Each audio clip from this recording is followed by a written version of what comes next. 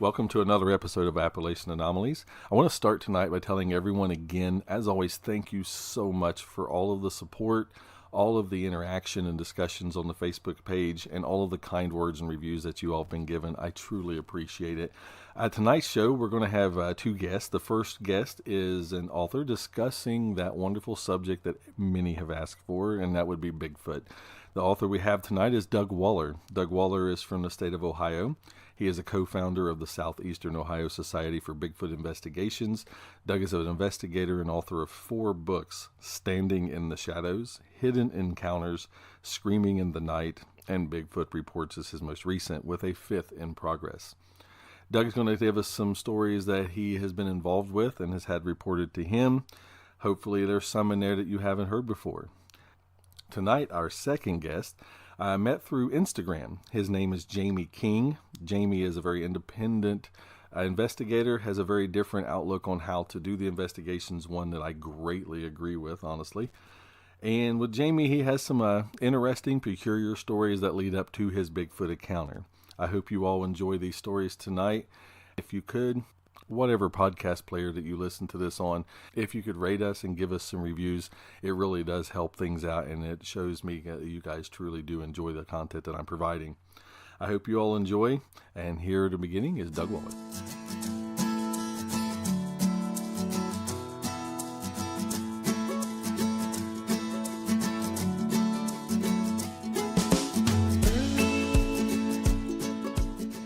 To kick off the show tonight, we have Doug Waller of the Southeastern Ohio Society for Bigfoot Investigations.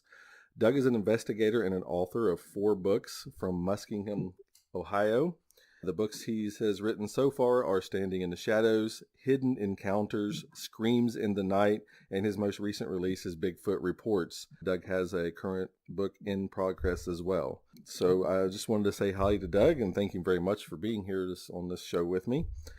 Probably the most fascinating thing about you, and as we talked a little bit ago in the messages, was you've never really actually had a sighting, right? You've had more of just like evidence encounters. Is that correct? Yeah, that's correct. I used to do quite a bit of looking around out in the woods. You know what a lot of people call boots on the ground. I live in Muskingum County, but I'm just 30 minutes away from Salt Fork. So I used to go to Salt Fork State Park quite a bit. And sometimes I'd go up to Coshocton County, because that's just one county north of me. And we'd found tracks. I've heard screams. One time we were close enough to one, we felt we could smell, well, we knew we could smell a sulfur kind of smell up in the old coal company grounds of Coshocton County. 30 minutes later, when we walked back through the same area, the sulfur smell was gone. And there'd been sightings in that same region for years. And I think maybe we were close enough to one, but we just didn't actually see it. Maybe if we'd have stopped and just held our ground, it might have thrown rocks at us or something, you know, and exposed itself. But we didn't see it. But I've been doing this almost 15 years now, and my knee prevents me from getting out and going up and down the hills and hollows of southeastern Ohio. But I still, you know, have our SOSP meetings, and we have camp outs, and I do a lot of public speaking, and started writing these books. I never had a clue that I would. I wanted to write the first one, and it's got a handful of investigations in it, and you know how I got involved and stuff. And I didn't have any idea I'd ever write anything beyond that. But when I started doing these public speaking gigs and things like that, I started having people confide in me and people calling me and sending me emails, and before you knew it, I had enough material. You know, I thought these stories are fascinating, and I want to put them down. You know, because if the witness doesn't share his story and it gets put down in print, and the person dies, you know, they can take that story with them, and it's lost forever. I ended up writing the second book, and then a couple years later, I had enough for a third book, and then a fourth book, and now I'm working on the fifth, and that's just kind of how it got started. Like I said, that just fascinates me when especially someone who, I know you've seen this, like the circumstantial evidence, but just not of seeing something and still you're there for people, to hear their stories and to hear what they've saw. And even though you haven't experienced it, it just fascinates me. We talked about a few places down in this area. You said you've seen like in Scioto County, Jackson County, which, as I know, and I know, there's sightings everywhere in southern Ohio, not let alone just Ohio itself. Mm-hmm. One that really interested me, the intimidation factor, as you call it. You say you don't really feel they are aggressive; they're more intimidating. And you had a really interesting one that kind of involved a mother and her daughter. If you'd like to go into that one really kind of gave me chills. If you tell us about that one, that'd be great. Yeah, I think the one you're referring to is when we spoke down in Jackson County. We've been invited to the libraries both in Jackson and Wellston. I think 2 times at one place and maybe 3 times at the other. And I got quite a few stories. And I believe the one you're referring to, the girl, I'm going to say, was in late teens. And she, during the question and answer period of the program, she raised her hand, and her question to me was, would a 12-gauge shotgun with a slug be powerful enough to kill a Bigfoot? And I was kind of taken back because I don't advocate anybody go out deliberately looking for a Bigfoot creature to gun it down and kill it or anything like that. However, if somebody wants to take a sidearm or something for protection, and not necessarily for Bigfoot, but, coyotes or anything else they may encounter, including owners of a illegal marijuana patch or a still or any, probably more so of a still in southern Ohio. I asked her, well, what was she planning on?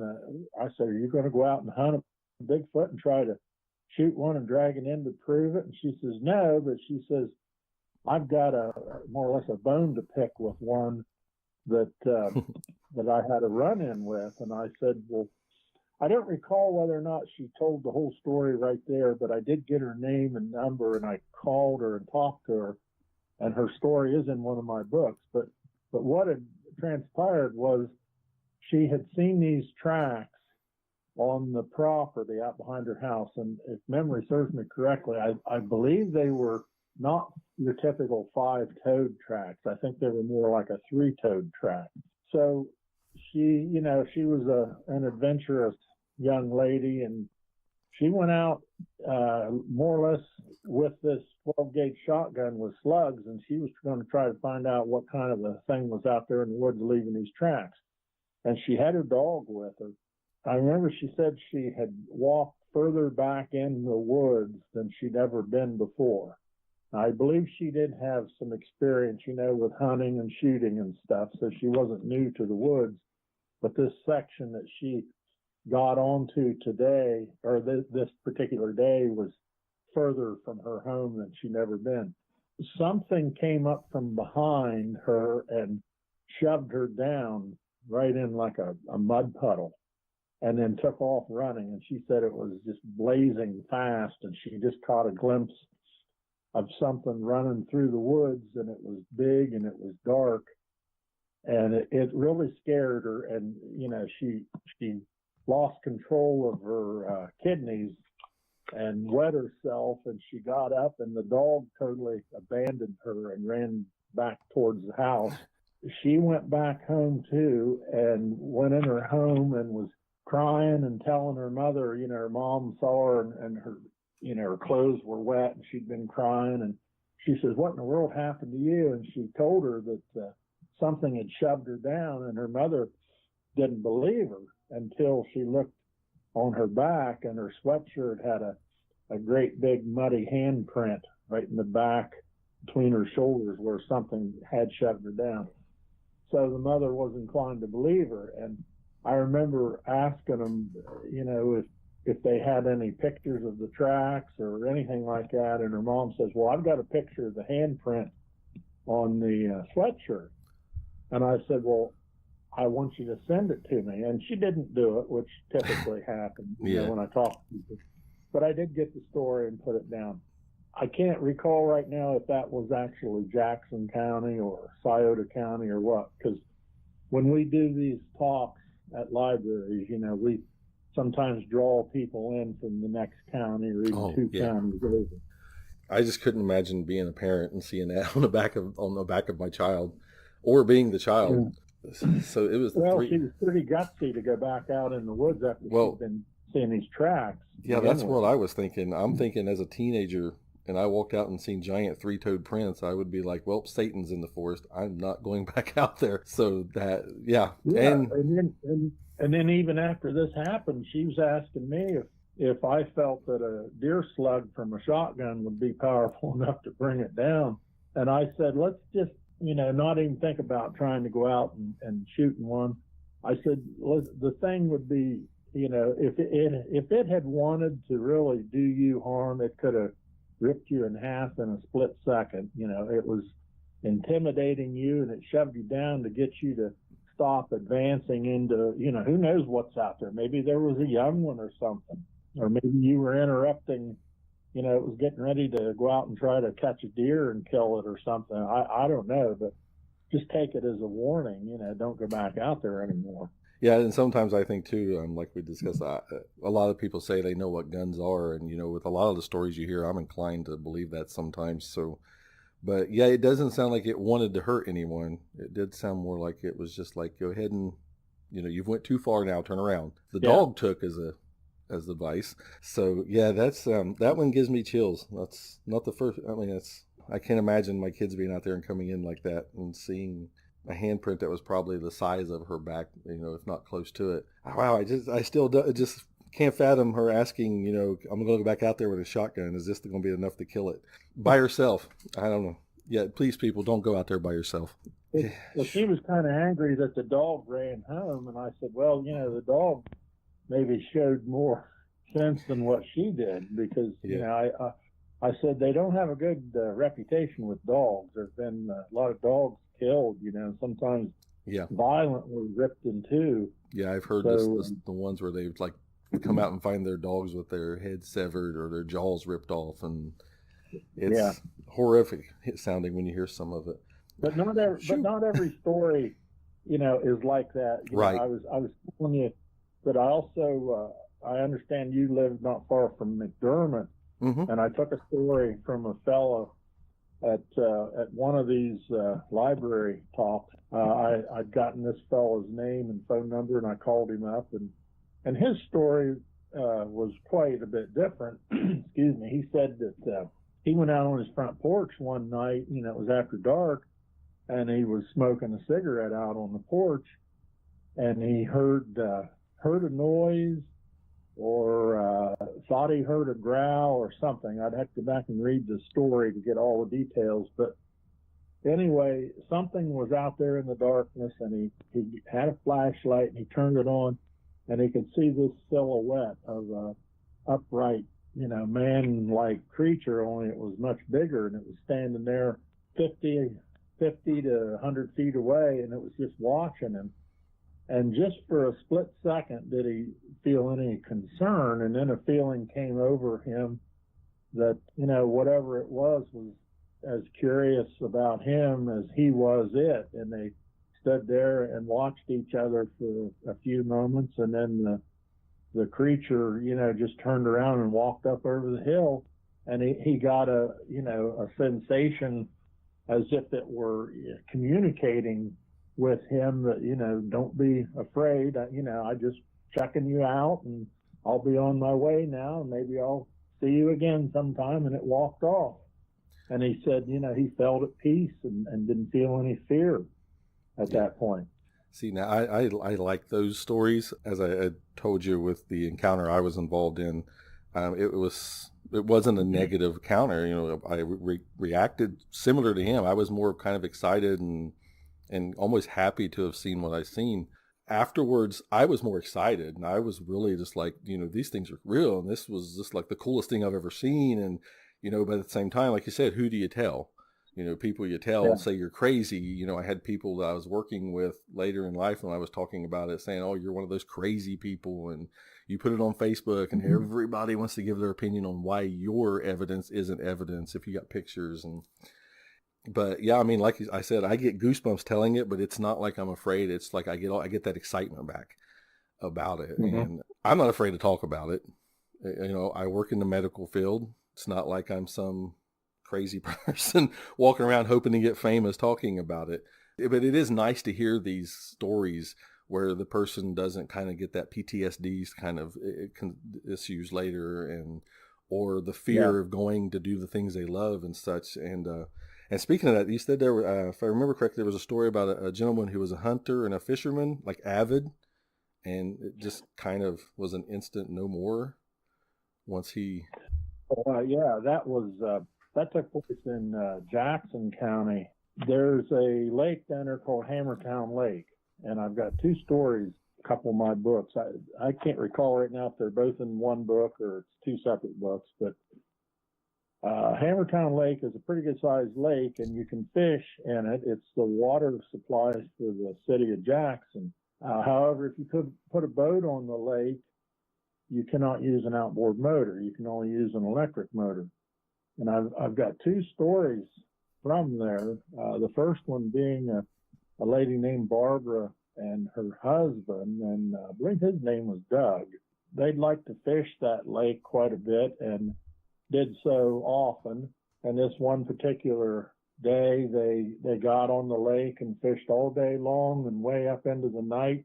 And the battery went dead, and so they had to row the boat, to get around. And it was way past midnight, and they were headed back to the back end of the lake. I guess there's a boat ramp at the front part, the front entrance of the lake, and there's also an old road that goes into the back, and you can launch back there if you like. So they were headed for the launch ramp in the back to load up and leave, and they were out in the middle, going along like a high wall or a steep cliff wall, but they were out off the bank a ways so they wouldn't hit the shoreline or anything. And they heard this real loud scream come out of the woods, and it just really startled them. And she asked her husband what in the world made that noise, and he said, I had no idea.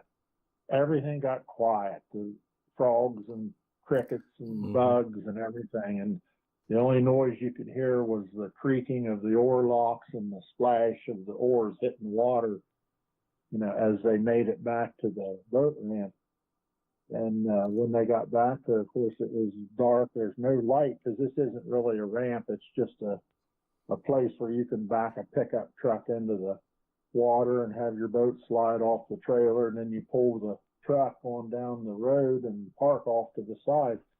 And Barbara said that was the most frightening thing she ever had happen, was hearing that sound. And then 20 minutes later, she's standing there holding the rope.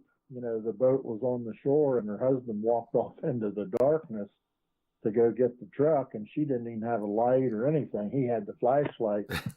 And she's thinking, is something going to get him and kill him? Am I going to be next, or what's going to happen? I got another report from a man that had a very similar story. He'd had an encounter down there, and I called the guy, and this guy was literally a basket case. He was so traumatized, he cried on the phone as he told me his story. And it was very similar to Barbara and Doug's story, except for the fact that they didn't have a boat. They went down there and parked it in the back end where the other couple had. They unloaded all their equipment, and they were fishing for catfish off the bank. Now, he said he had two chairs to sit on, and Coleman lanterns, and they had rods and reels and tackle boxes, and they had a cooler with their drinks and their food, and they had I think he said it was a grill, a gas grill, and they were cooking catfish on the grill, and all kinds of equipment.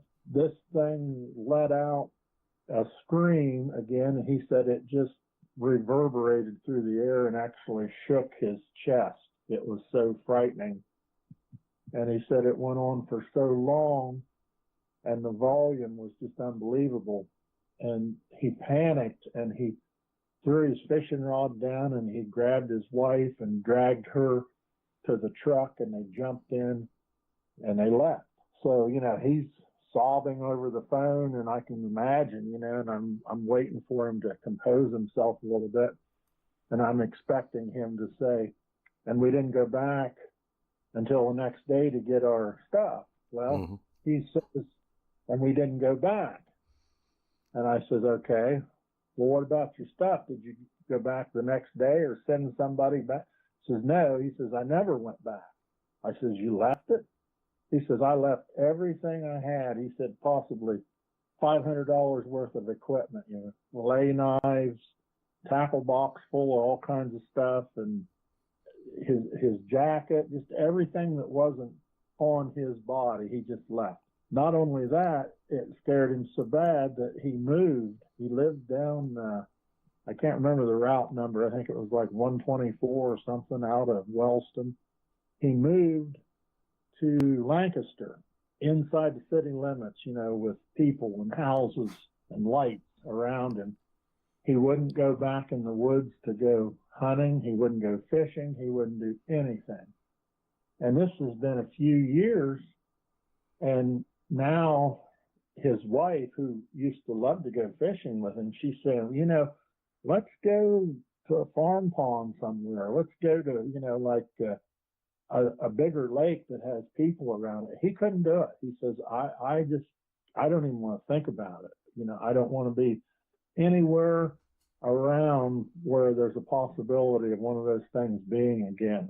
So I actually put him in touch with the lady, the Barbara, that heard the one scream, and let them talk, and some of the other people that I talked to, witnesses, because some people react that way. The guy smoking the cigarette out on the porch, he had a different feeling. He didn't feel any fear.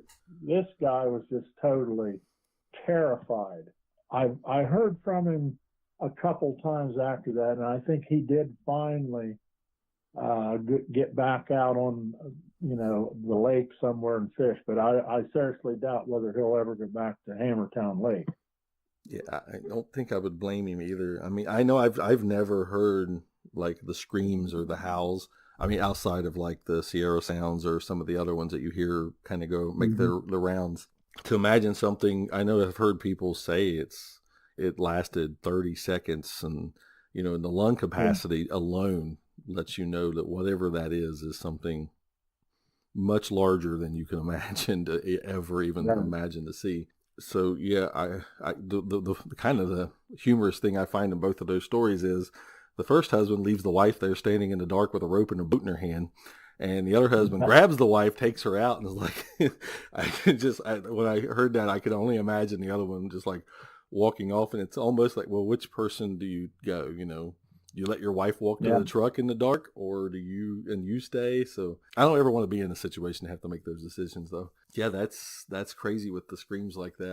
Like I said, I've never heard anything quite that loud. I think the loudest yell or scream I've heard is a bobcat, and up in the woods and stuff, but nothing that's shook my chest. I have to wonder how many other people down there have heard that. We just haven't heard their stories yet. When we do, I sent you the picture of the map of where we've spoken, and you can see we've just literally been all over Ohio. Yeah, it's like I said, it looked like a shotgun spread. Yeah, and it's not uncommon to get people to show up. Now, it is kind of unusual to have somebody stand up and tell a story about what they saw or heard, unless they've been telling it all along. They finally just figure, well, hell with it. You don't have to believe me, but this is what happened. A lot of times when we're finished and we're tearing our equipment down and packing things away and getting ready to head home, there may be some old farmer sitting over there kind of hesitating before he leaves, and then he waits till everybody else is gone, and then he'll come up and he'll say, I saw one of them things you were talking about, and I saw tracks like what you were showing, those pictures. And, I try to always make it a point to get their name and their phone number and call them and do an in-depth interview with them and get their story. And I have gotten stories that predate the Patterson-Gimlin film. I see where, an 85-year-old farmer would have absolutely nothing to gain to finally come out after all these years. Yeah, that's my thinking, where people's like, well, they're faking, they're lying. Well, what's he got to get from lying? You don't get famous. What does this 90-year-old person have, or a 70-year-old grandma who got scared to death in her house and called the police? I don't understand people's thinking a lot of times on that whole, you just got to be crazy. And when there's doctors, lawyers, police officers, all kinds of medical professionals that have report these things. And okay, a lot of people don't do it because of the stigma, but now the ones that predate the Patty films, I mean, did you actually, these people told you these stories? Yeah. The one I'm thinking of, I can't remember which library it was, but it seems to me it was in the northwestern section of Ohio, but not completely, over we've been as far as Defiance, but I don't think this was quite that far. Maybe Hardin County is where this was. But this old fellow come up when we were getting ready to leave, and he that's pretty much what he said. I saw one of them things, and he said, I never told a soul until I was flipping through the TV channels one night, and they had one of those shows on, and I found out later after talking with the guy it was Finding Bigfoot. And he said, well, they were out in the woods and they had a bunch of lights and stuff, and they were screaming and whatnot. I told my wife, he says, I saw one of them things when I was a boy. And she says, you did? And he says, yep. Well, then he pretty much forgot about it. He said, that's the only person I'd ever told. And then he read in the newspaper that we were going to be coming to the local library up there and giving a talk. So he went to it. And he sat in the back and listened and never said a word until everybody was leaving. And, then he come up and told me. What he had told me about was his father died and his mother remarried. And this would have been in the probably late 50s to very early 60s. Maybe the mid 50s to late 50s. His mom remarried, and the stepfather was very mean to him and didn't pay any attention to him other than to make him work like a dog. And he actually, they owned some property and they farmed it. And this boy, I can't remember what the fellow's name is. I think I might have changed his name for the story. I can't recall. But anyway, he was a young boy at the time, maybe 11 or 12 years old. And he was made to go out with the old horse and plow out in this field. And he said how this started was he was riding the horse out through the woods. There was a trail, like an old lane that went out to this field that he was plowing. He's riding up on the back of the horse, and he noticed these trees. Every so often, one of the trees way up high over top of his head, and he's sitting on the back of this big horse, but the top of the tree was snapped, and they were all snapped facing the same direction. And he knew that wasn't that way earlier, a few weeks or days before that, because he'd been through there, and he said this was something new. Well, then as he's out in the field and he's plowing behind this horse, he saw this, he said it looked like a gorilla, but it was, big and tall, and it stood right at the tree line, and it just watched him. And I said, well, what'd you do? He says, well, I didn't do nothing. I kept plowing. He says, I'd have got my rear beat if I hadn't got my chores done. He said the thing didn't bother me, and so I didn't bother it, and it just stood there and watched. And that went on for 2 or 3 days until I got finished. And I said, well, did you tell anybody? He said, nope. He said, who would I have told? I said, well, your mom. He says, no. He says, you know, mom was scared of this new husband too, and I certainly didn't, you know, I tried to keep away from him and just keep busy, and then he wouldn't whip me. He said he'd take his belt off and whip me for the least little bit. So this guy had a, you know, horrible childhood. You know, what reason would he have to make this story up? But this would have actually been before 1967, before the Patterson-Gimlin film. Yeah, so that's amazing. Yeah, and his wife was the only one he'd ever told, and just that one time. And he said, I didn't tell anybody else until I read you were going to be up here at the library, you know, giving a talk, and so I came to it.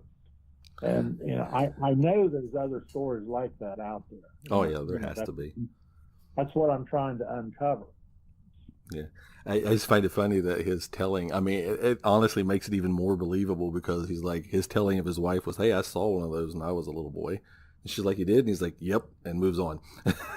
So, yeah. And it just sounds like what an old farmer, how he would do it, straight to the point, short and sweet, and I'm done telling the story now. He was more afraid of what the stepdad would have done to him had he not got his plowing done than what this creature would have done to him. And he said, well, it didn't do anything. It was just watching. And he said, I didn't stand and stare at it. I kept doing my work. He said, I'd look when I was headed that direction, but when I turned and come back the other way, you know, and it was behind me, I didn't turn around and just stare at it. So I had work that needed done. Yeah, that's even more sad than some of the other stories where people get hurt. Well, you know, that's the funny thing about that is, since, you know, we're on the kid thing, with you hear a lot of things about children and stuff, but it does always seem like they like to just watch children. Right. You know, you always hear about little kids saying things or seeing things, and of course everybody blows it off as imagination, or my favorite all-time kind of, lack of a better way to put it, dumb excuse to tell a kid, well, you were asleep dreaming. Well, I was standing up walking, you know,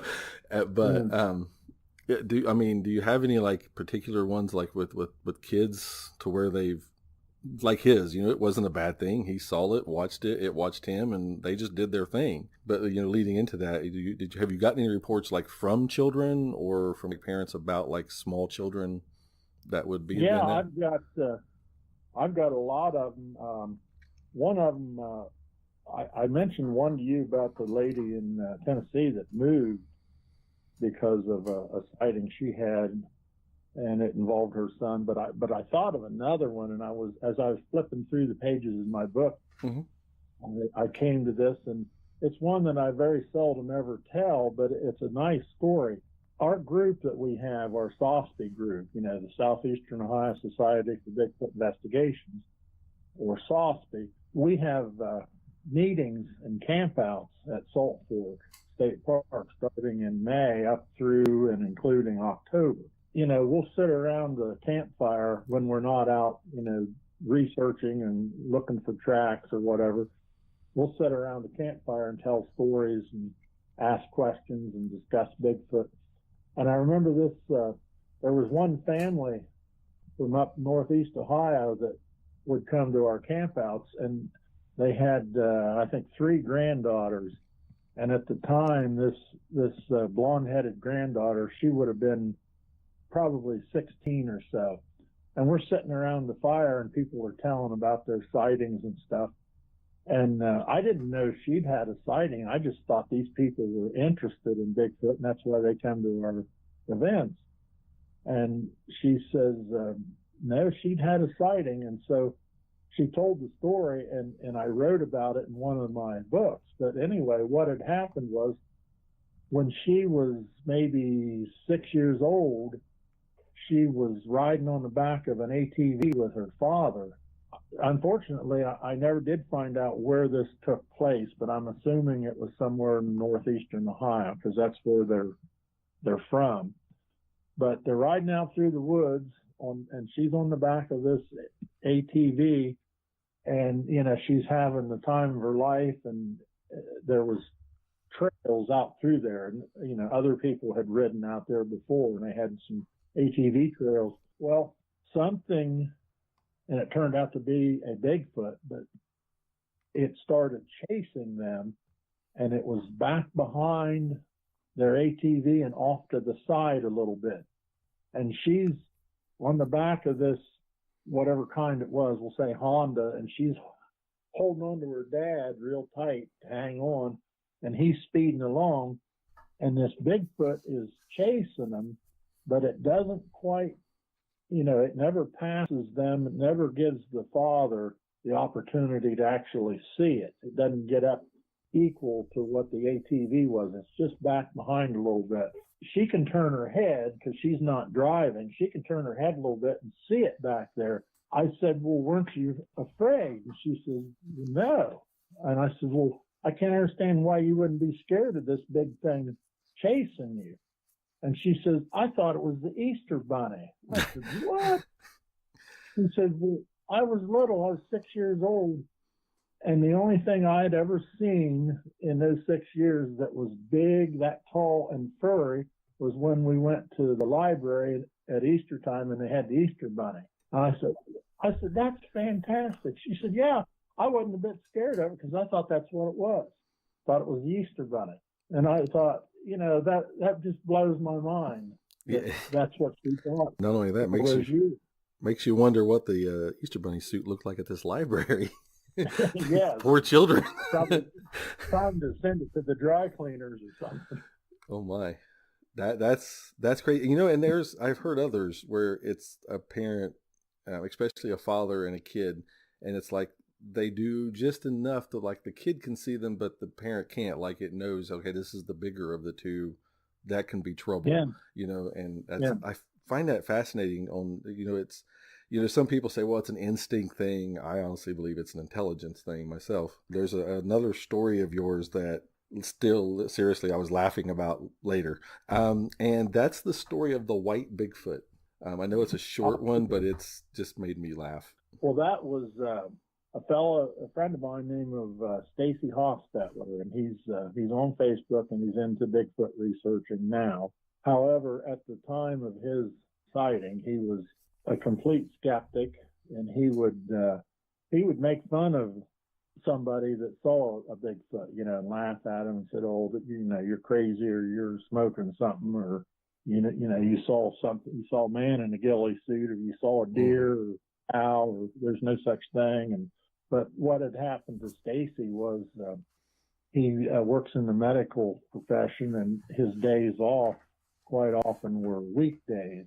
And he found himself, Beaver Creek State Park. He liked to hike.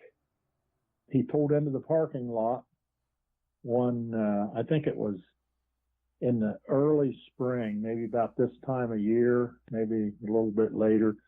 The leaves were off the trees. There was nobody there, not another car parked in the parking lot. So he gets out of his truck and gets his backpack and puts it on, and he's got his water bottle and, you know, everything he's going to need in his backpack. So he starts hiking, and he's going down this trail. There's a ravine off to the right-hand side of this trail.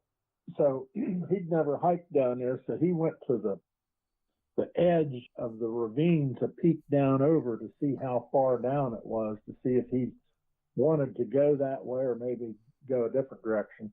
And when he did that, he heard something down below get up, like it had been laying down. It got up and took off. He heard it moving through the dry leaves down below. And he stood there for about 5 minutes, and he couldn't see anything. And he thought, boy, if that was a deer, that had to be a big one, because it sure made a lot of noise. After 5 minutes, he walked on down the path, and he was going to go down in that ravine, and he made it down there, and he started looking around, and he took his backpack off and laid it down, and he thought he found where something had been laying down, but he couldn't find any tracks because of all the leaf litter and everything. About that time, he heard, I think it was 3 whistles, and he thought, well, you know, it's some kind of bird. and the three whistles were answered from another direction by a similar series of three whistles. That's comforting. And he's looking back and forth, and it's the same kind of bird apparently. Well, then he caught movement out of his eyes on the ridge up above him, and he looked, and this white thing was moving real fast, and it stopped. It stopped behind a tree that wasn't big enough to conceal it, and he could see from like its chest up. And he said it was white. It was a Bigfoot. It had long white hair spilling down over its eyes like a sheepdog. He said I could see its head, but I couldn't I couldn't see through all the hair because of this sheepdog-like hair. I caught it out in the open, and it's trying to hide behind this tree that was not sufficient enough to conceal it because it wasn't big enough around. There's no leaves on it. And he said, my heart started pounding in my chest, and remember, he's a skeptic. Right. And yet here's this thing, and it's 8 feet tall, and it's standing there watching him. And it was only like 30, 35 feet away from it. After 15 seconds or so, it bolted and took off, and it went the same way that he needed to go to get back to his truck. So what does he do? He said, I was terrified, but I knew I had to go that same way, take that trail to go back up the hill to go to my truck. He finally, on, wobbly, shaky legs, makes his way back up the hill to the parking lot. He got in the truck, and he was shaking so bad from the adrenaline that he couldn't start the truck. He couldn't even get the keys in the ignition. After several minutes, he was able to get his cell phone out, and he hit the call button to his wife. All he could say was, I saw it. I saw it. She said, you saw what? He said, I saw it. I saw Bigfoot. And she thought he was having a stroke. Yeah, he was so worked up. And she was going to call the squad to come and get him. He said, no. He said, I saw it. He said, I don't need the ambulance. I saw it. He said, they're real. I saw it. Turns out it was 4 hours before he was able to get the keys in the ignition and start the truck and drive home. It took him all that long to get there. And, it just shook his whole world. Instead of him going the direction the fisherman down at Hammertown went, Stacy went the other way. He got into Bigfoot research and investigations. And, now he's he still works, and he's busy with that, but any free chance he has, he's out in the woods, looking for clues or evidence, or hopefully to see another one. Yeah. So that's the difference, in him and the other fellow.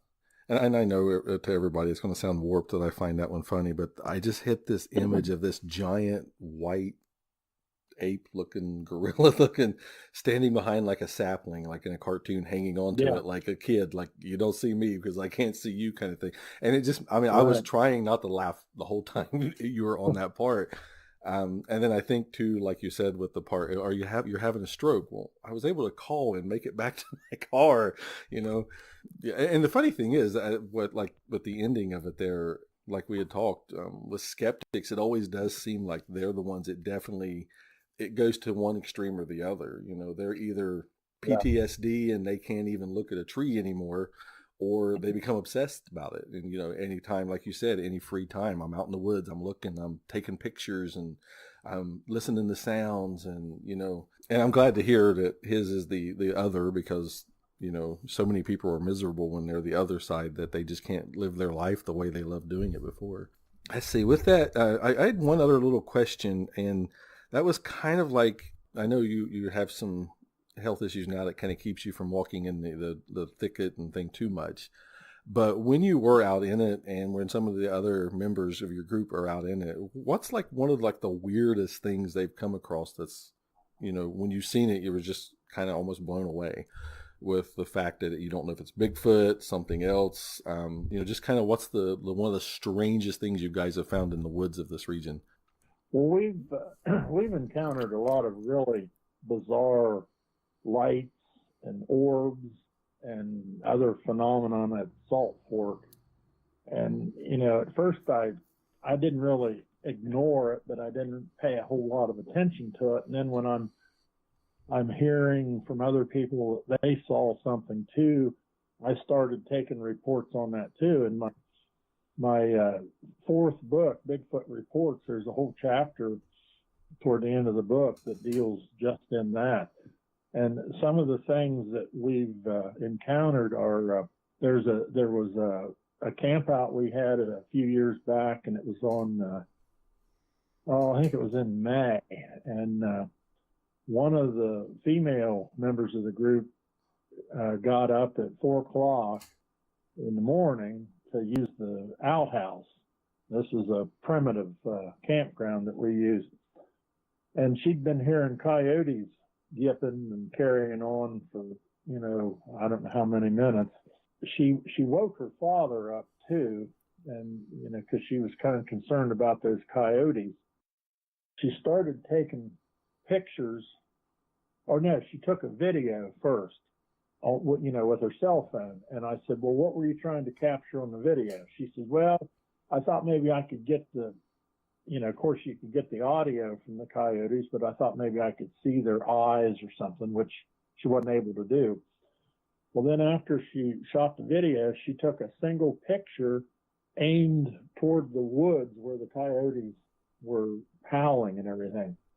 And I said, again, what were you trying for? She said, well, I thought maybe eye shine or something, but there was no eye shine.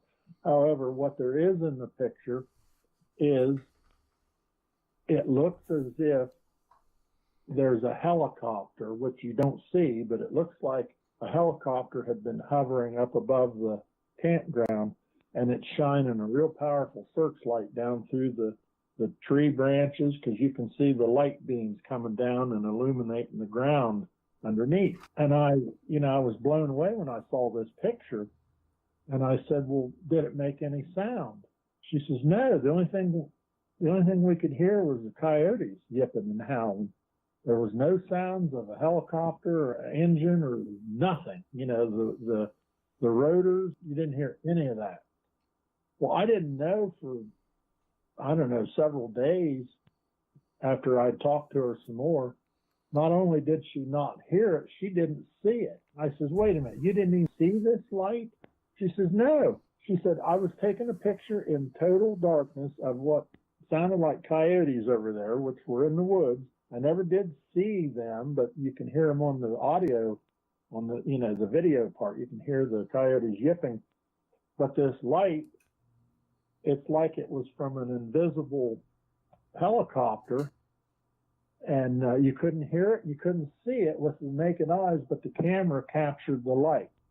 Well, other people have reported seeing different colored orbs out there, and not only in this primitive group camping area, but other parts of the park. They've seen colored orbs.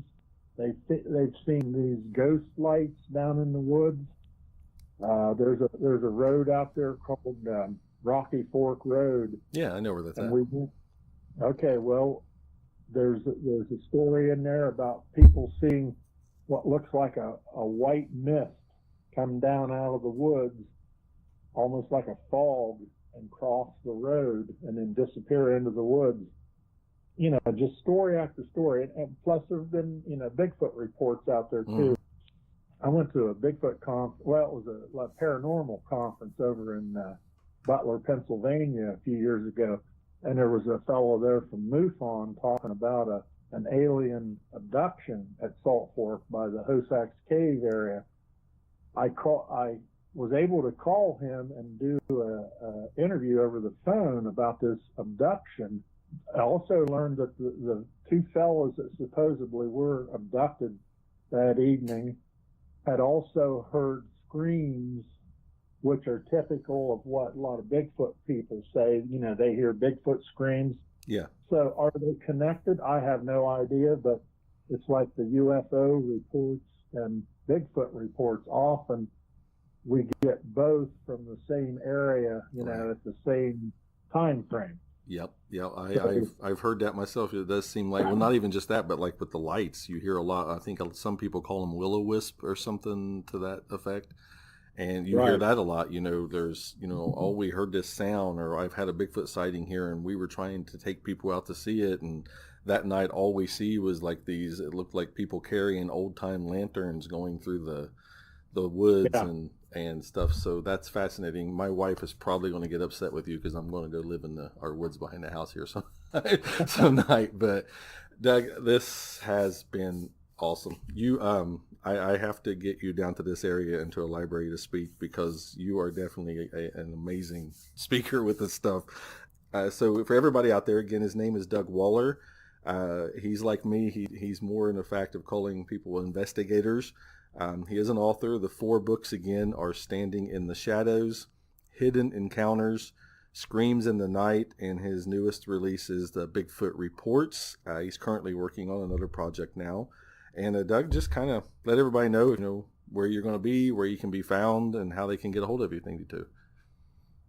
Well, they can get a hold of me on Facebook, either my own personal Facebook page or Southeastern Ohio Society for Bigfoot Investigations. Or if you want to email me, it's dwaller465@gmail.com. If you're interested in a book, you can get one from me. There's a couple places online that they can be accessed. If you've got a story that you consider sharing for possible inclusion in one of my future books, get a hold of me. If you want to remain anonymous, that's no problem, because some people do. Just be aware of what's out there. There are a lot of strange and undiscovered things out there that we're still finding out, and keep an open mind. Yeah, that's probably the best thing you can do. I agree 100%. And on the same thing there with Doug, I'll have links to the stores that you can get his books, as well as the SOSPI Facebook page in the notes for the show. And the same for me. You want to tell some stories, you want to be on, let everybody hear them. You don't have to give names. I won't give you away, I promise. And I think, as with, you can tell with Doug, I'm open-minded. I'm not going to judge you for what you said you saw. I wasn't there. And, if your stories are great too, I'll forward you to Doug. We'll get you to him, maybe get you in a book. He went from, I might want to write the book, now on his 5th one. So maybe we can make him a 6th. But Doug, I appreciate this. You were, when I started this, were one person that I absolutely had on my list that I wanted to talk to. So I've truly enjoyed this completely. And I'll put the links not only in there, I'll put them on the Facebook page too, as well with the flyer pics and stuff that you sent me. And if you get any events that you're going to have, just shoot them my way too. I'll post them out there. I'm definitely going to try to make one of them for sure. Share them to everybody and see if we can get some more stories to you that way too. But I just want to say thank you very much again. I was sitting here on the edge of my seat. I absolutely loved talking with you. So thank you.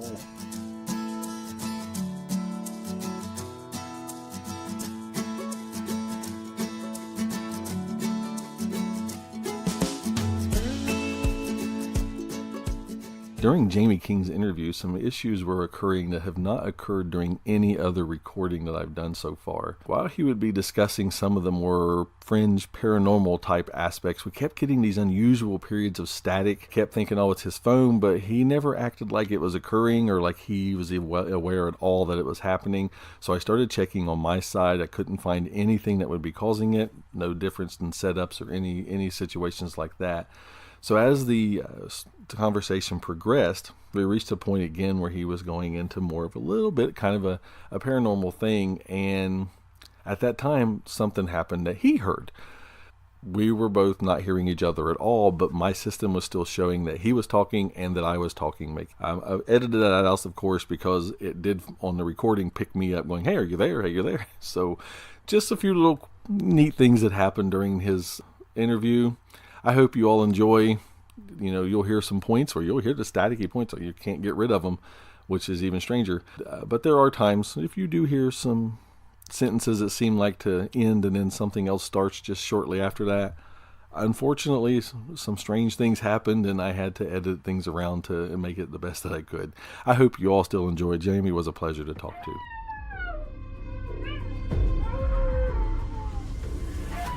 Yeah, my name's Jami King, and I grew up in West Salem Township in Pennsylvania, which is between Pittsburgh and Erie. And I would say my entire life I've had anomalous things happen. I grew up in West Salem Township. It's basically kind of an Amish community in Mercer County, Pennsylvania. Like I said, most of my life I've had strange experiences, but Bigfoot being the most defining thing that's happened to me that changed. My wife and I both had the same experience, so it changed both of us. And if you kind of look back on your life and you see things that have been kind of create where you are now.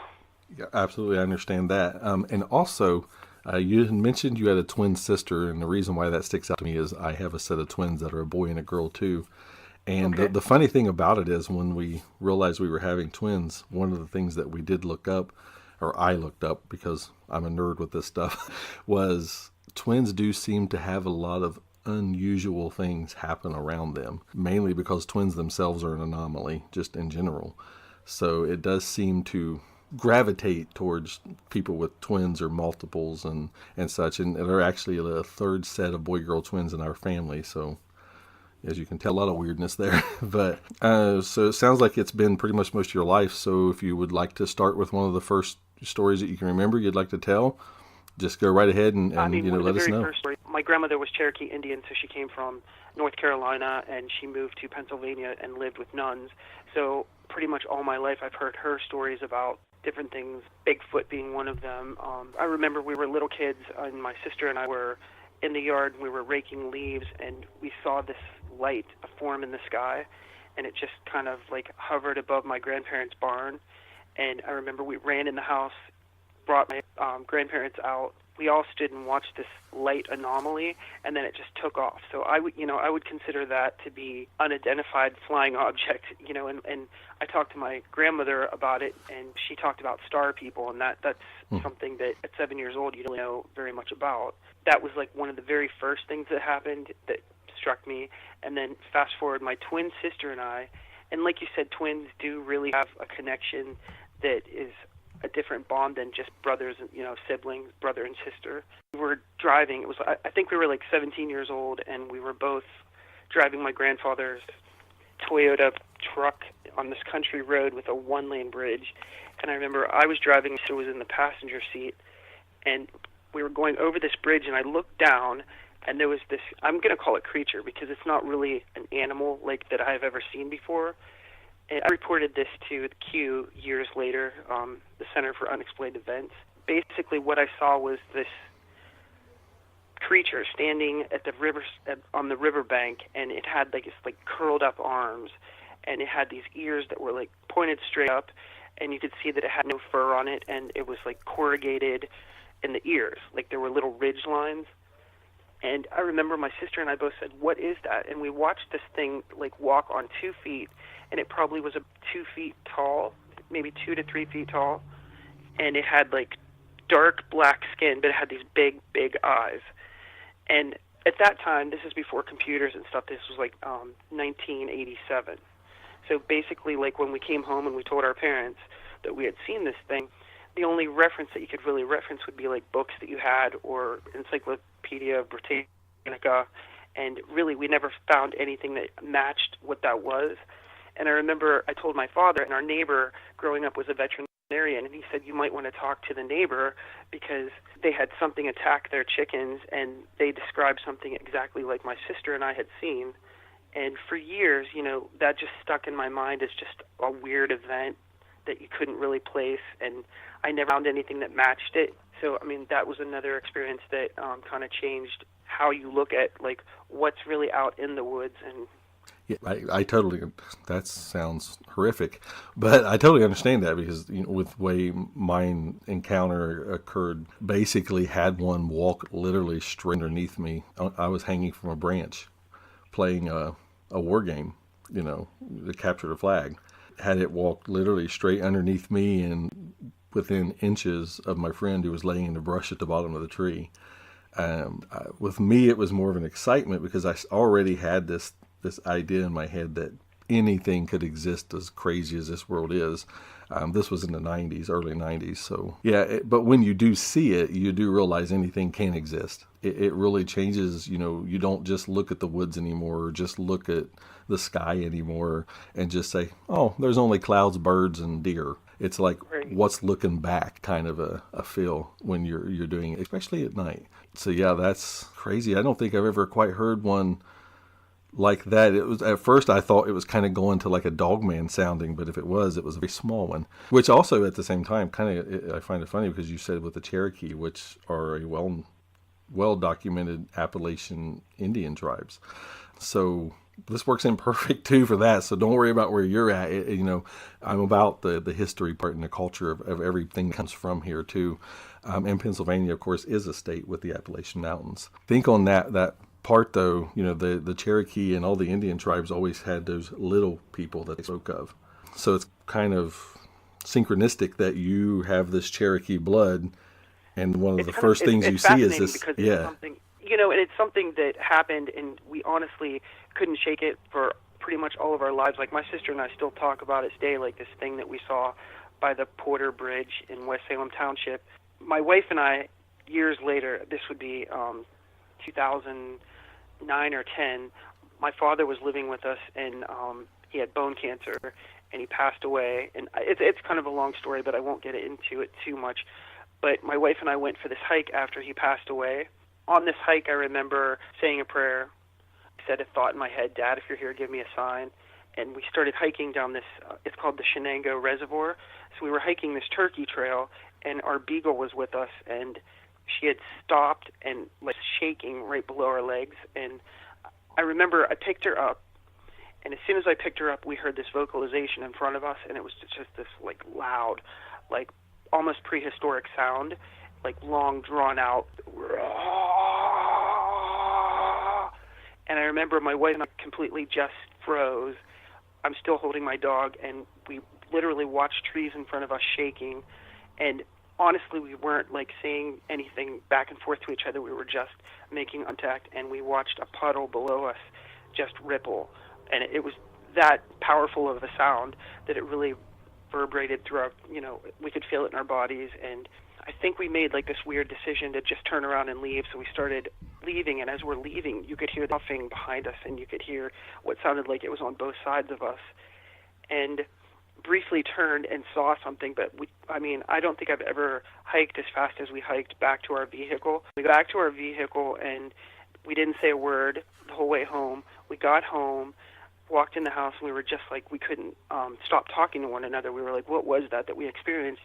We got online and started researching animal sounds because we grew up I live in Ohio now, like right on the border, but this was Pennsylvania, about 10 minutes from where we live at this reservoir. We got online, started researching, and then finally we came across, like, I don't know if it was my wife that said, put in Bigfoot recording. So we put in Bigfoot, and this vocalization, this link on YouTube came up, and it was called the Ohio Howl. Uh-huh. And if you've ever heard the Ohio, I'm sure you have. Yes, you're I from have. Ohio. Yes. It was exactly like the Ohio Howl, only it was much louder, and it was much longer. And we both really looked at each other and were like, that is exactly what we heard. I don't know where this was recorded. So, we started looking, and we found out that it was recorded in Wellsville, Ohio, which is about 40 miles from where we had this experience. So then I was like, there's something to this. And then we started researching more of it and more of it.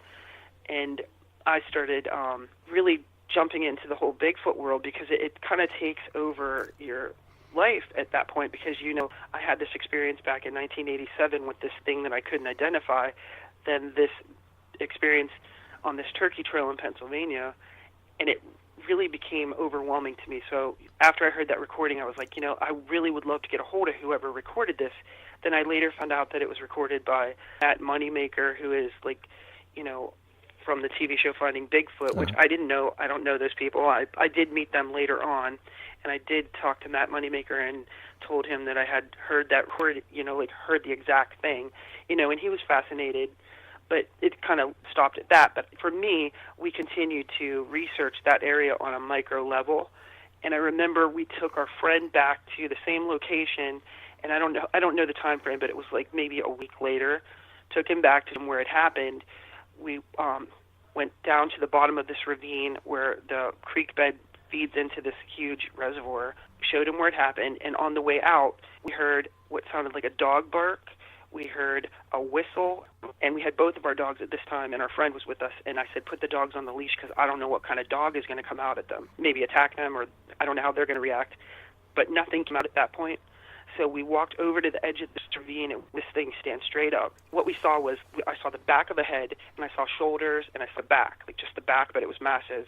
And it stood up, and it took off straight away from us. So I didn't see like a face or anything, but it took off in an opposite direction. And the curious side of me was more overwhelming. So I remember Roger and I both walked straight down to where it was, and it was kind of difficult to get to because Pennsylvania is very thick, and there's a lot of underbrush, so it's very thorny. We did see something like where something was bedded down, and that's as close as we could get to it because it really drops off and we couldn't get any further down. But you could see it almost looked like a nest-like structure. And then we had that experience. So then we have two experiences at that same location. And then once again, it takes over your mind, and you're like, what is really going on?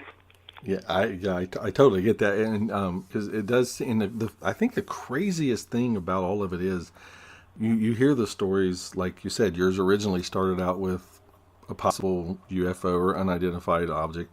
I have a hard time with UFO anymore because people instantly say, "Oh, you think it's aliens?" And no, it's not necessarily that. You just didn't know what it was. Right. That's why I said like unidentified, because for me at 7 years old, I don't know what that is. Yeah, absolutely. At that age, you're more of like. But it always seems to, for people who have had multiple experiences, it does always end up back to Bigfoot. Sasquatch always becomes, it just seems like it's, I mean, probably 100%, but you hear these stories and you hear someone, I had this experience and I've had this experience and I've had this.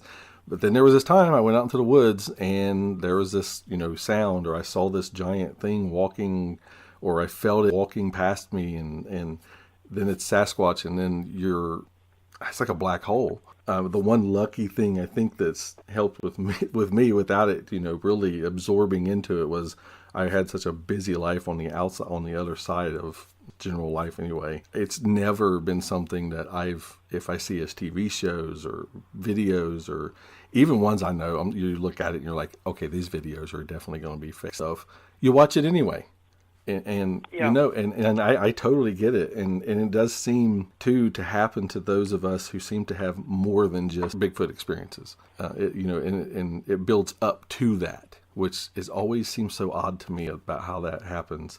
And exactly how yours is sounding. It started kind of like the light. Oh, there's a light. Oh, there's a thing on the side of the road, to, oh, here's this thing screaming at us. Now, kind of ran us out of the woods. We come back, still something there and happening, and everything leans towards the Sasquatch or the Bigfoot issue. And plus, you can never go wrong being in Ohio or Pennsylvania looking for Bigfoot stuff anyway, because it's likely we're infested.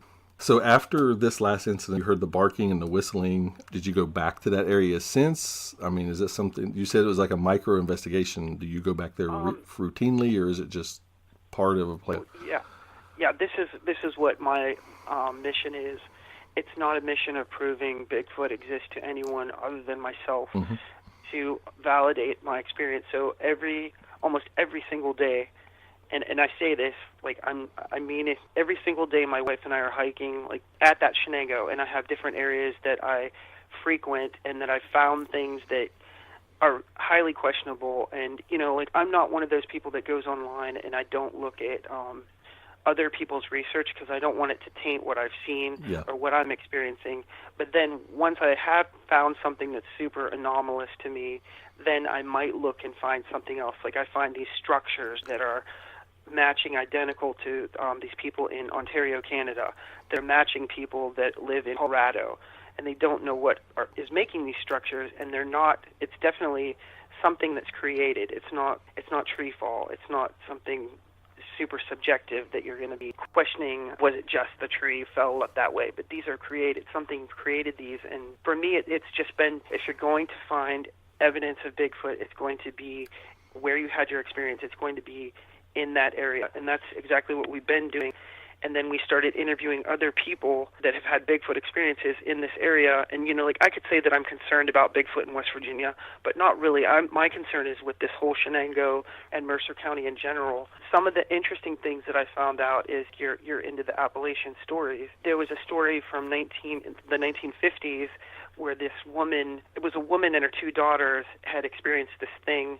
It's called the Shenango Dog Boy. And basically, I think what they found out was it was somebody that was, in the 1940s and 50s, people, if they had children that were slightly different, and I don't know the proper terminology, and I don't want to be rude, but I think the person had hair all over their body, so it was a mistaken identity. Later finding out, there's other stories with the Native Americans that lived in this area. They all believed in these things, Dogman and Bigfoot. They called Bigfoot Mesingwa, and I think there's a longer name for it. But after doing research, you start finding these things and you start piecing things together, and you meet really cool people. Like I've some really interesting people just doing interviews talking about Bigfoot or Dogman, and there is this thing now that I don't know how stories are created or whatever, but people say that they see this like werewolf type thing at the Shenango.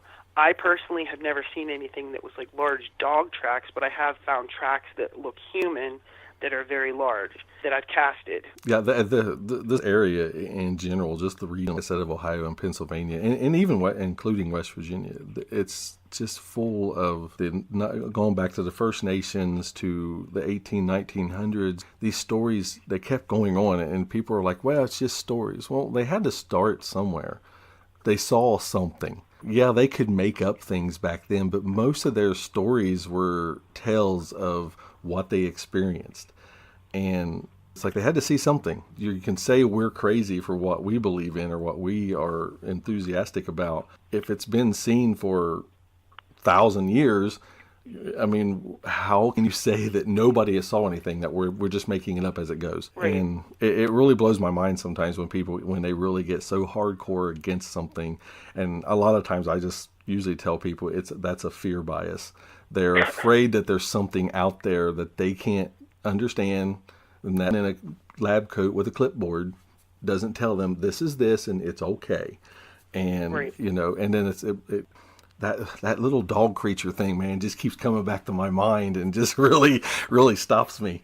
I did a drawing. I actually drew it, and my twin sister drew what she saw back in the day, and then I redrew it for the Q, Center for Unexplained Events, which is Brian Seach and his wife Terry, Fred Saluga. They have an actual drawing of what I saw, and I would like to get my sister's drawing too, but I know that what we both drew was very accurate of what we saw. Have you heard of the moon-eyed children?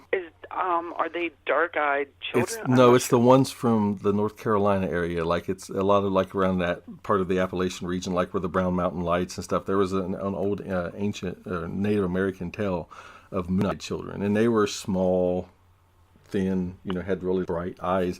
But you said they were more of a black, right, on this, or did you see the eyes in this? The skin was black, and the eyes were I want to say actually a reddish color, but they were large. What I remember most is that they were very large. Like you've seen those monkeys that have sort of like the little heads but the large eyes.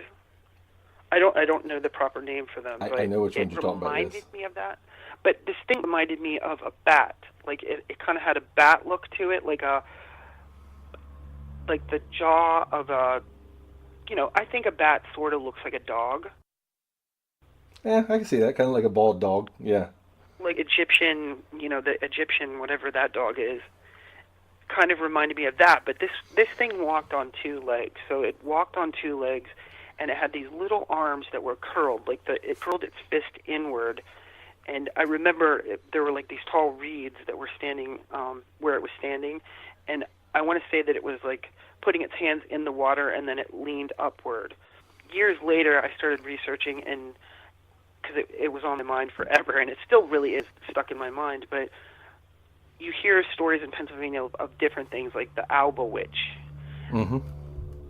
And I've never seen somebody draw a picture of one or whatever, but honestly, I don't know what we saw, and to me, it maybe would be chupacabra-ish, but... Yeah. That's kind of how it sounded when you said it. Now it's even more horrifying because you said it was a bat. Oh, that's just even worse. To just, I know it keeps flashing back into my head. That one is very bone chilling. Even though, like, I guess this is one of those moments because a little secret of mine is when I hear some Bigfoot, I always hear these people say, well, all I seen was a walk across the road. And from that moment on, my life has been horrible. I'm terrified to drive here, or I'm terrified to be out at night. And it's like, well, you just saw it walk by. I don't, I've never been truly able to understand that feeling because I was so excited with my encounter of whatever this thing. Just that. I mean, I think seeing that, I would have had one of those moments. It'd been like, yeah, we're never taking this road ever again. We'll take an hour to get home if we have to.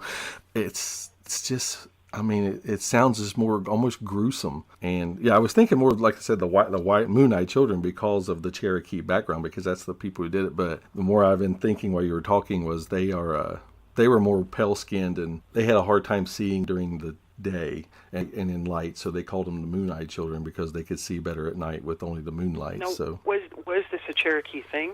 Yes, it was the Cherokee and the Appalachian My grandmother regions. was Cherokee, but I never really heard her talk about that. But she was the one person in my life. I had my parents and I have 7 brothers and sisters, but she was always the one person that you could go to and talk to her about anything, and she always accepted to what you said.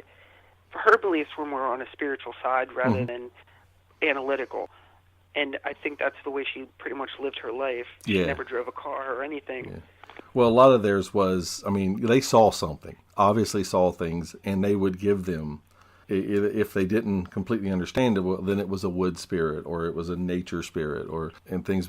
And if you go down totem poles, there's almost always seems to be one somewhere in each region that has something that looks like some kind of a crazy looking man or like a Bigfoot. Obviously, they saw this stuff. And again, it's just one of those things. It comes all the way through this time. You've seen something and heard something. I've seen something, heard something. There's hundreds of other things that play shows and things out there that say the same thing. We all can't be crazy. So, and that's what makes it more fascinating too is when you're interviewing people in this local area and they tell you what they've seen. And that one thing I'm going to say, too, my wife and I were taking a claim from somebody that said that they saw a Bigfoot.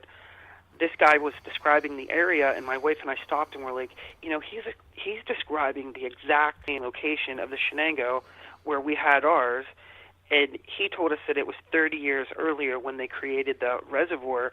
He was a little kid, and that's when it happened. So piecing all these things together, and, it's verbal history. It's not anything that's documented because a lot of people don't write down what they've seen. They just pass it on to their family, or they never talk about it. Right? Yeah, that's the sad part. To be honest with you, I've talked about this creature thing that I saw when I was 17 years old to very few people, and even when I had my Bigfoot experience and I reported it to Q, the Center for Unexplained Events, I never told them about that experience that I had when I was 17 until a little bit later, because you don't feel comfortable saying, I had multiple experiences. But the truth is, if you look back on your life, and like you said, your wife has had multiple experiences, or even yourself, right? Yeah, well, yeah, me, and it's pretty much been since like birth, and yeah, you do have a hard time saying that because you always have that eye roll that people give, like, yeah, everybody says it follows them. Well, I can take you to a psychic and they won't even read my palms. I mean, I've literally offered more money and they're like, no, we don't. Really? Because you're saying that, but I had that happen to me before. This lady was going to read my palm, and I held my hand out to her, and she tossed my hand back away, and I said, "What?" And she said, "I can't tell you." And I said to her, "That's not right. That's not right to do that to somebody." The only thing that the one who did talk to me said was, I'm not saying I can't tell you because you're going to die like in a year or die of something horrible. She said it has nothing to do with that, but she's just like, I don't deal with that. And that's the only thing I've ever been told, honestly. And I know people are going to think I'm crazy for saying that, but, the one thing about me is anybody who knows me and hears the stories, just like obviously I can tell from you, they never change. and never add details or take details away because these are my stories. But like you said, with the verbal documentation thing, that was sad too, that people just can't feel comfortable saying, I saw something. You don't have to say I saw a Bigfoot. You don't have to say I saw a dog man, or I think maybe it looked like a werewolf. But at least getting it out there so people can hear, other people can hear. They hear people like you. I'm not even going to say that I saw a Bigfoot or I don't know what I saw. I don't know what I saw when I was 17. I don't know what I saw when I was 7. I don't know what I saw when I was 42. I don't know. Right. Well, yeah, that's what I tell people, that I can describe it. What does it sound like when I describe it? A Bigfoot. Can I say that's what it is? No, because I don't have one laying around here saying, well, these are all the anatomical correctly parts, and this is what this area would look like. And yeah, because you don't know. I have people, my friend that was with me that day, who is really, I don't even know where he's at now, but became an unreliable source to even discuss it with, because within a year after that, he was on drugs and dropped out of school and everything. And honestly, the more I've looked back, I think maybe it really affected him that bad. But the only time I ever mentioned it, was I said, can you tell me what you saw? And the only thing he said was, I don't want to talk about the monster. And we were in our teen years, we were guy teenagers talking to each other, and you don't show fear to your guy friends, and he did. Now, back to your investigation thing, the thing that I love the most of what you said was that you're not doing it for anybody else but yourself.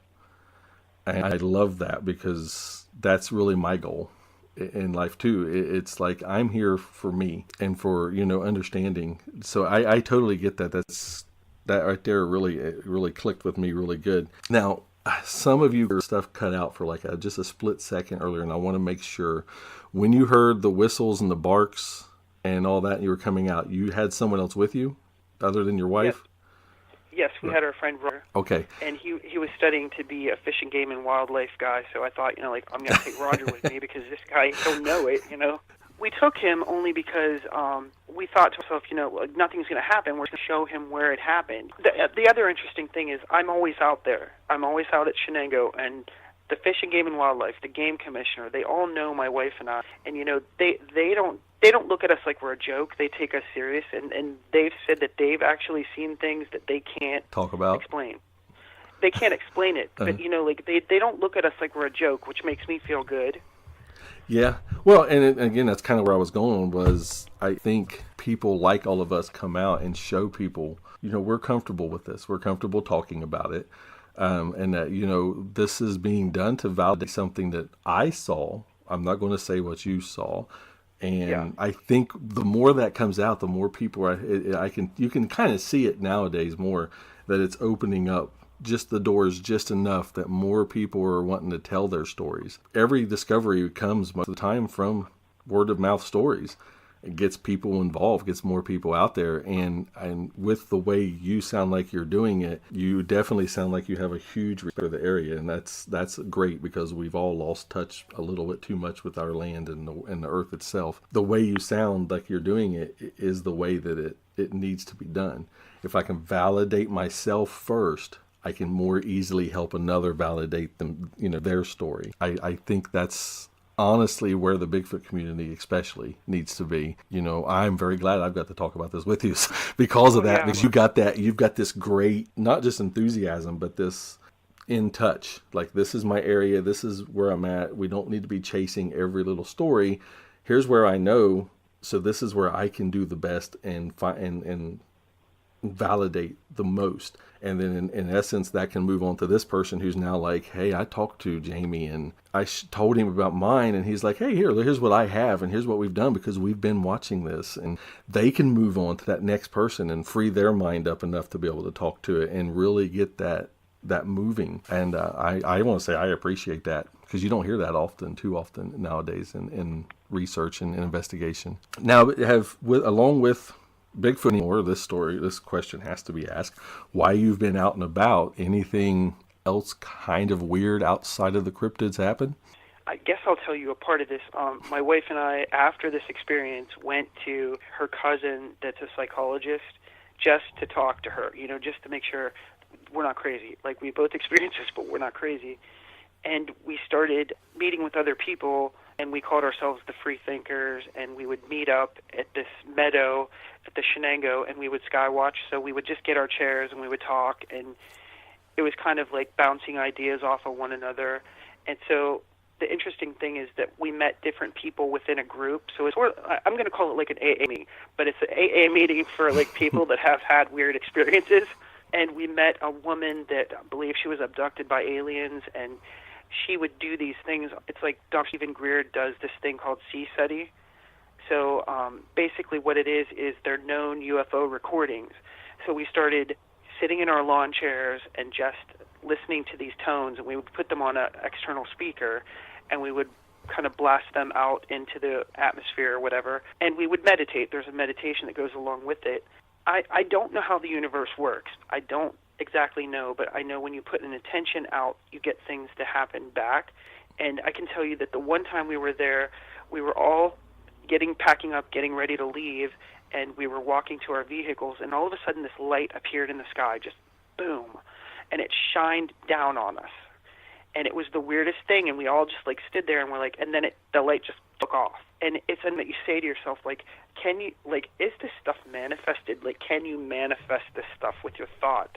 And I don't know. This whole CSETI thing with Dr. Stephen Greer, it's called a protocol. So they have this, like, protocol that you use to call in UFOs and stuff.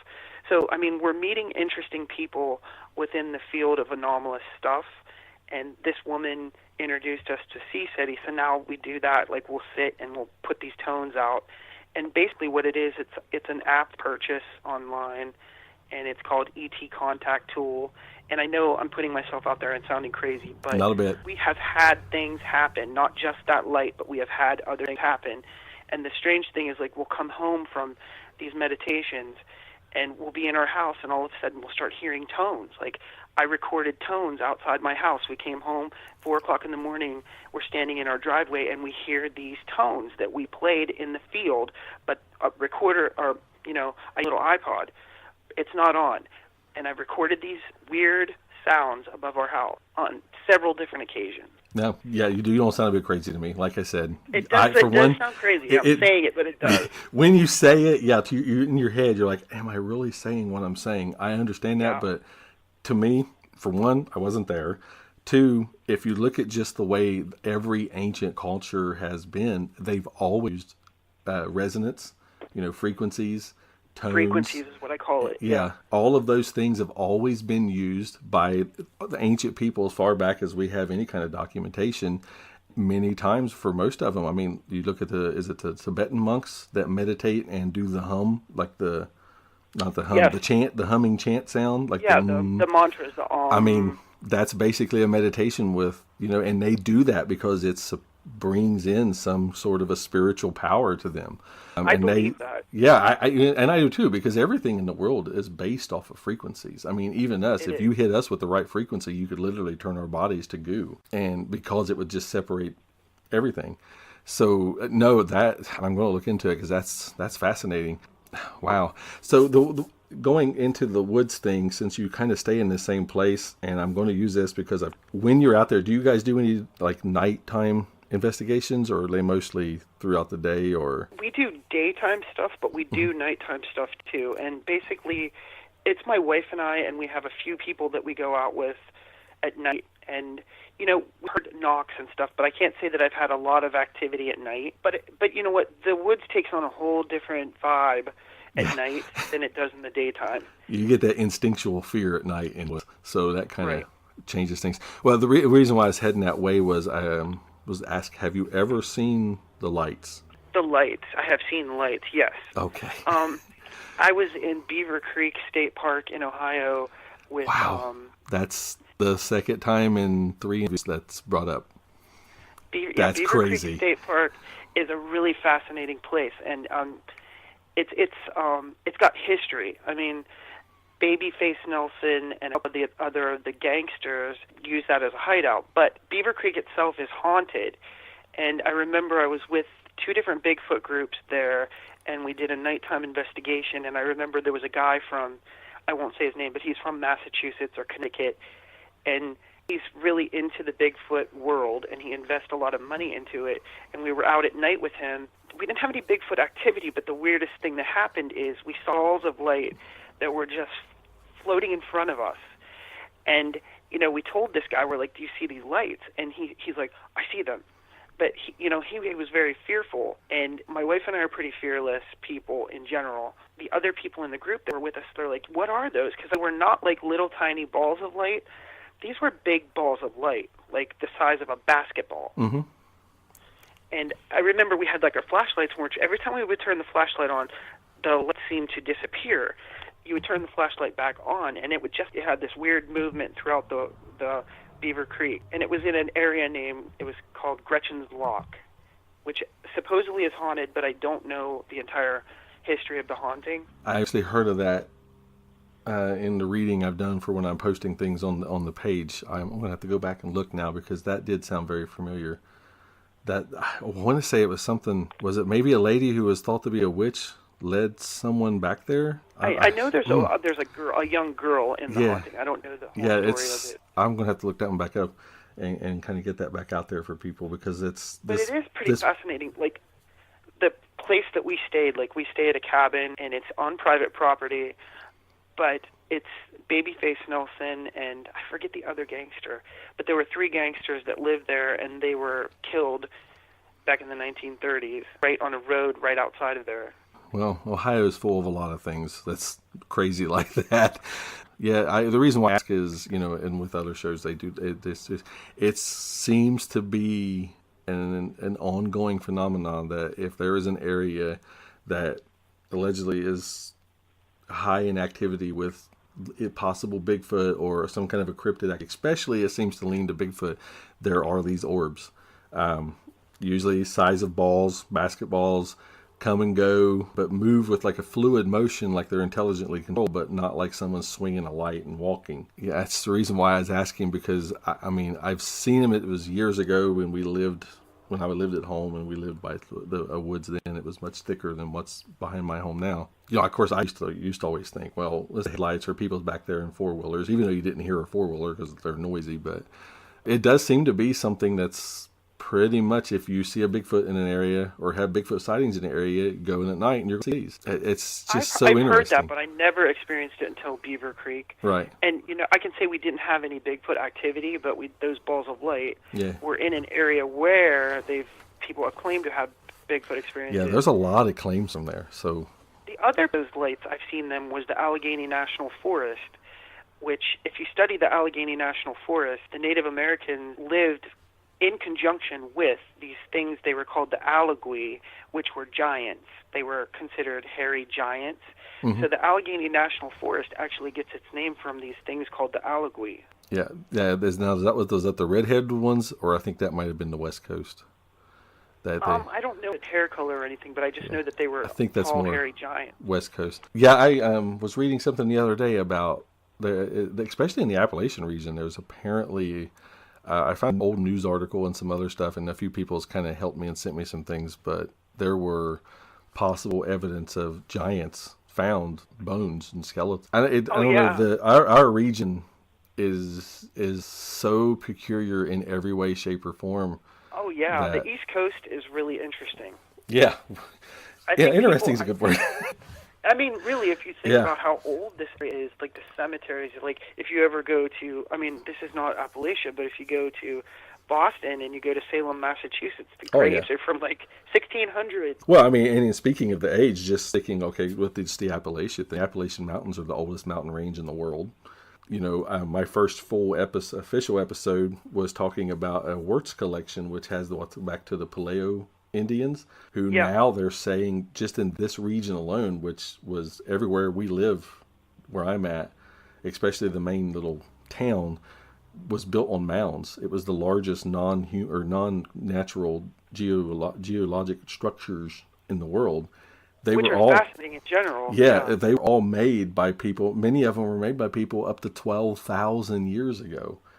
And, different not the mounds per se, but like a lot of the spearheads and stuff they found, now they're looking up to 12,000 years.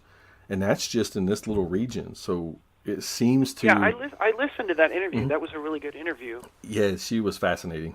I was just like awestruck the whole time walking through there, seeing this stuff. And during a lecture she gave, I actually got to hold some things that were years old, and it was pretty intense. That's impressive. Yeah, but with that, so you take the age, and of course the Appalachian Mountains go straight through, all the way up through Pennsylvania, through all the way up to Canada. The thing is, now a study is showing that basically they're thinking they go across the ocean, and I think into like a northern part of Ireland is a study I was reading, and all the way down to parts in South America. They think they're linking them to going that far, and it being from the Appalachian Range, and from the. What's interesting too, though, is like the energy grids that go across this country. But yeah, speaking of that energy thing, I mean, the mountains themselves were formed when the glaciers stopped. So all this iron and ore, and I mean, everything is just smashed into that area, and it covers both of our states, all of West Virginia. I mean, everywhere you see all these stories that are from hauntings, and the Indians have all these wild tales and, cryptid and items, UFO encounters, even all the way down to the occult. People don't really understand how big the occult was 100, 150 years ago in these regions in Pennsylvania, Ohio, West Virginia, Kentucky. It always seemed to gravitate, these kind of spiritual and energy-based ideas just gravitated to these regions. And, of course, other mountain regions it's the same, but the more you look into it, the Appalachia states are really pretty intense when it comes to history of paranormal from some of the earliest writings. I mean, that's my experience too. If you're driving through West Virginia, people all have stories. I know this. I do know. Yeah. You can pretty much Gettysburg. ask. Oh yeah. I haven't been there, and I can't wait to get there. I really want to go there and just carry my little Tascam recorder around and just see what happens. Yeah, it seems like I'd buy it. And, I appreciate people like you and Brian and Fred and, Doug Waller and, man, there's so many that are in this area. Timothy Renner.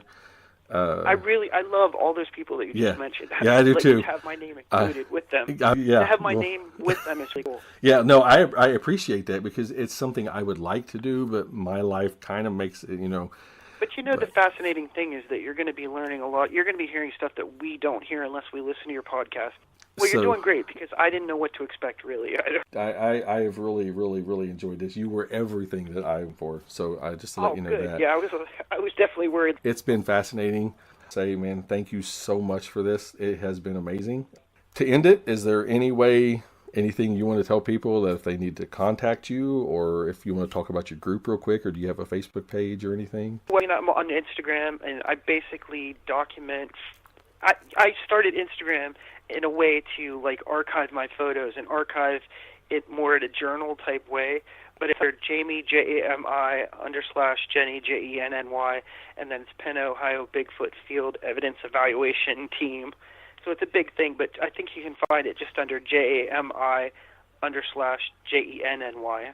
All right, I really enjoyed talking with you. Yeah, me too. We'll have to do this again sometime.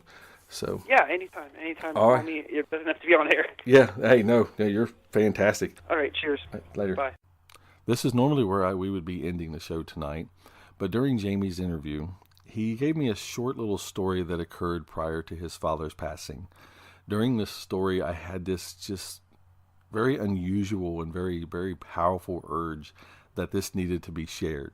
So I asked Jami if that would be okay, and he was in total agreement with it. So in honor of Jamie's love for and respect for his father, and in honor of his father, who obviously was a great man, here's that little bit of a story, and I hope you all enjoyed it as much as I did. After my dad died and I had this Bigfoot experience, the day that I had that, I said a thought, Dad, if you're here, give me a sign. And then on my way to, after the Bigfoot experience, on my way to work, I remembered the very last memory Dad was, he wanted to go out on the porch and listen to the birds and, all that stuff. And I brought him back in the house, and he started watching a movie. And I didn't watch the movie with him. I was just watching and I was watching him smile and laugh. Mm-hmm. And the very last movie that he watched was Harry and the Hendersons. And it kind of freaked me out. You don't know how the universe works. It's that nice synchronicity thing. Yeah, and that's who I am. Was what I mean. Mm. That all of this, this universe that we live in, and I say this too, we create the world that we live in. So we're like, when you think about different aspects of Bigfoot, or different aspects of everything, multi dimensions. Every single person that we meet in this world is a different dimension. They're a different reality, and they have a different reality. So I look at everyone like that now. Well, that's the end of the show tonight. I hope you all enjoyed the show as much as I did. I want to thank Doug Waller and Jami King for coming on and discussing their stories with us. I want to thank Jami also for sharing the story of his father, and I hope it does justice in honoring him in some small little way. Tonight, I want to end by thanking every one of you for your support, for your kind words again, and if you could, on whatever pod player you use, rate us, review us. It does help the show, and it helps me know that you're enjoying the content we're providing. If you need to contact me, you can message me on Facebook on the page, as well as email at appalachia.anomaly@gmail.com. We'd love to hear your stories. We'd love to have any and every one of you on to share them with the world. And if you have anything you want us to share anonymously with no names, even if you want to come on, I will keep you 100% secret at all times. I hope you all enjoyed, and I want to wish you all a wonderful day and a wonderful night. Yeah.